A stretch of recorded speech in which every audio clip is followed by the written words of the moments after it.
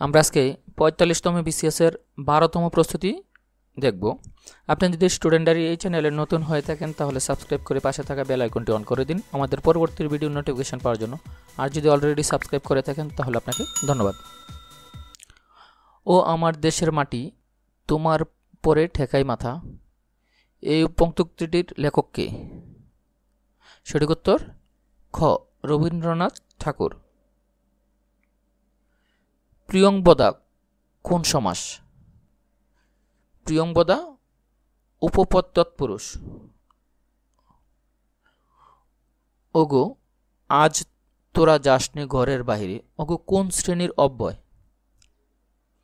সঠিক উত্তর খ অনন্যই অব্যয়।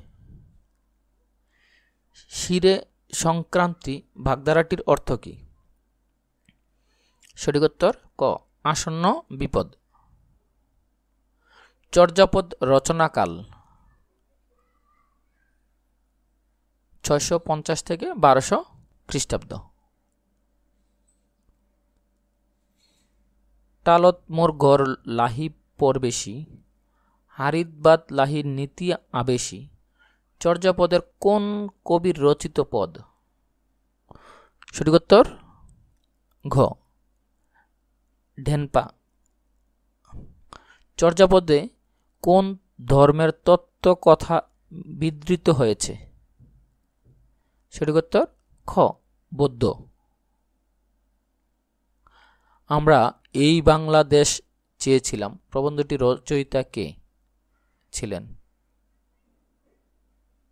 সঠিক উত্তর ঘ হুমায়ুন আজাদ। সূর্য শব্দের সমাধান শব্দ কোনটি? সঠিক উত্তর ঘ অর্ক। সরল বাক্য কোনটি? সঠিক উত্তর খ আকাশে মেঘ না থাকা সত্ত্বেও বজ্রপাত হল। হৈমন্তী চুপ করিয়া রহিল কোন ধরনের বাক্য? সঠিক উত্তর ক অস্তিবাচক।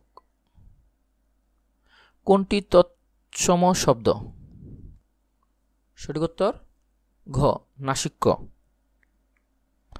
মহেশ শব্দটির সঠিক সন্ধি বিচ্ছেদ কোনটি? সঠিক উত্তর খ মহান যোগ ইস। নিত্য স্ত্রীবাচক শব্দ কোনটি? সঠিক উত্তর খ সদবা। কোন বাক্যটি শুদ্ধ? সঠিক উত্তর খ বানানভুল দূষণীয়। কোন শব্দযুগল বিপরীতার্থক নয়?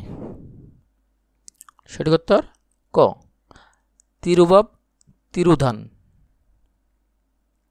অহরহ শব্দের সন্ধি বিচ্ছেদ কোনটি? সঠিক উত্তর ক অহ যোগ অহ। শয়ন শব্দটির সন্ধি বিচ্ছেদ? সঠিক উত্তর ঘ সে যোগ অন। আগুন শব্দটির সমার্থক শব্দ কোনটি? সঠিক উত্তর খ পাবক।